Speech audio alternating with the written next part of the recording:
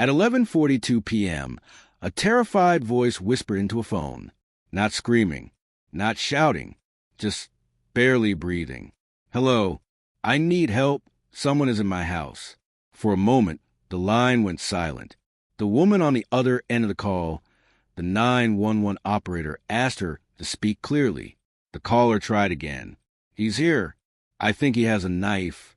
Earlier that evening, the dispatch center had already received several suspicious prank calls, where someone whispered and hung up. When the frightened voice continued, the operator grew impatient. "Ma'am, if you can't explain what's happening, I'm going to disconnect this call." The woman inhaled sharply. "You don't understand." Then came a click. The line went dead. No officers were dispatched. No welfare check was sent. And hours later, police would discover something that would haunt the call center for years. The woman who had begged for help was found dead in her home. Her name was Emily Carter, a 29-year-old dental hygienist known by friends as warm, quiet, and kind. She lived alone in a modest townhouse in a peaceful neighborhood, where neighbors greeted each other and children played outside in the evenings. Emily lived a simple life. She worked during the day, spent evenings reading or walking, and stayed close with her family. People who knew her often said she was careful and attentive to her surroundings. But months before the night, she called 911.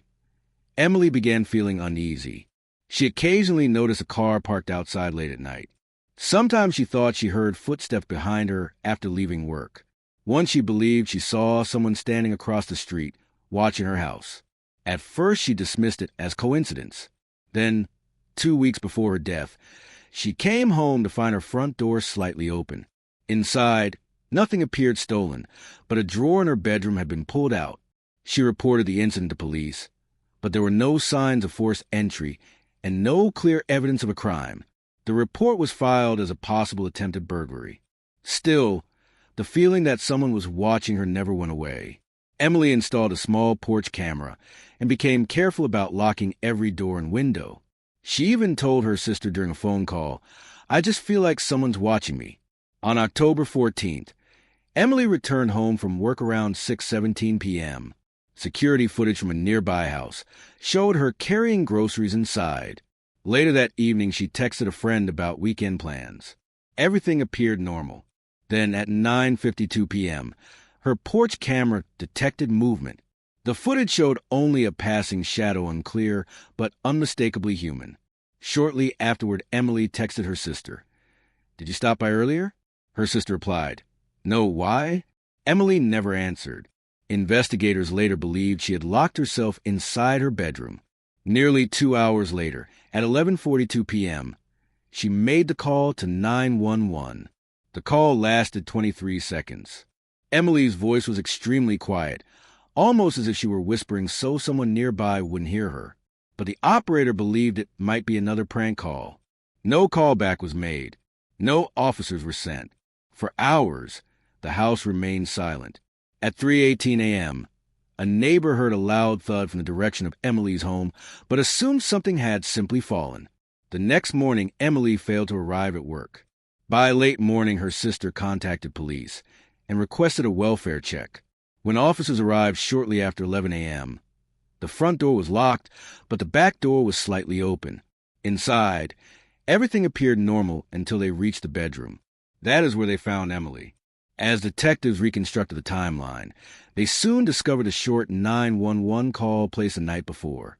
The discovery immediately changed the investigation. If officers had been dispatched, they might have arrived while Emily was still alive. Investigators began examining security footage and phone records. A traffic camera 2 blocks away captured a dark SUV passing the neighborhood at 10:11 p.m. The partial license plate led detectives to a man named Daniel Ross. Ross was 34 and lived 5 miles away. When police looked deeper, they discovered Ross had once dated Emily briefly nearly 2 years earlier. Friends described the relationship as intense but short-lived, ending after Ross became possessive. Phone records later revealed something disturbing. In the weeks before Emily's death, Ross had driven near her home dozens of times. When investigators enhanced the 911 recording, they discovered something chilling in the background audio. Behind Emily's whisper, They heard a faint metallic sound like a door opening. Then they heard a quiet male voice. "You shouldn't have done that." The evidence suggested the intruder had been inside the house while Emily was calling for help. When police searched Ross's apartment, they found printed photographs of Emily taken from a distance outside her home, at work, and in public places. Ross had been stalking her. During questioning, he eventually admitted going to Emily's house that night, claiming he only wanted to talk. Prosecutors argued that when Emily tried to call 911, he panicked. Daniel Ross was arrested 9 months later. At trial, jurors listened to the recording of Emily's final call, her whispered plea for help, and the moment the line went dead. Ross was convicted of first-degree murder and sentenced to life in prison. The 911 operator who handled the call was later found to have violated protocol by disconnecting the call without dispatching officers or attempting a callback. She eventually resigned.